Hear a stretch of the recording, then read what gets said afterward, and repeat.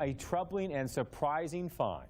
A study from Johns Hopkins University says as many as 250,000 people die every year in the United States from preventable medical mistakes. That can be things like prescription mishaps, surgical errors, or even misdiagnosis. Lydia Hu found out how close this is to home. Lydia.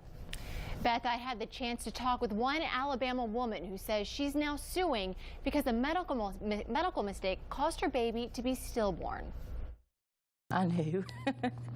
I knew the second I got pregnant, I was like, this is going to be a little girl. Some would say it's women like Miller who were always meant to be moms. I had all of her clothes washed. They were put in a dresser. I had the bathroom ready. Like, all I had to do was just bring her home. That's the only thing. The only thing missing was Sophie. After months of preparing for delivery day, Miller says it did not go as planned. So when they finally handed her to me, I kept waiting for her to open her eyes. Miller's daughter, Sophie, was stillborn. I didn't let her go. I didn't want to let her go. Miller's lawyers say Sophie's death was caused by a medical mistake.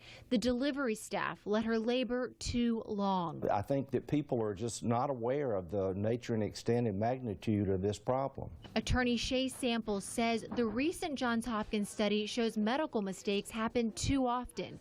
Nearly 700 people die per day. He says there should be better oversight of the medical profession. I mean, when there's an airplane crash, think what happens. I mean, the federal government, you know, spends thousands of dollars investigating the root cause of the crash. We ought to be doing the same thing in medical negligence cases. While they wait for their trial date in December, Miller says remembering Sophie and talking about the experience helps.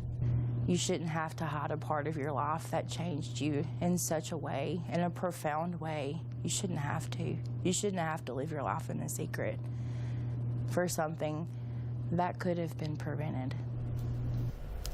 A lawyer for the OB/GYN declined to comment on this case.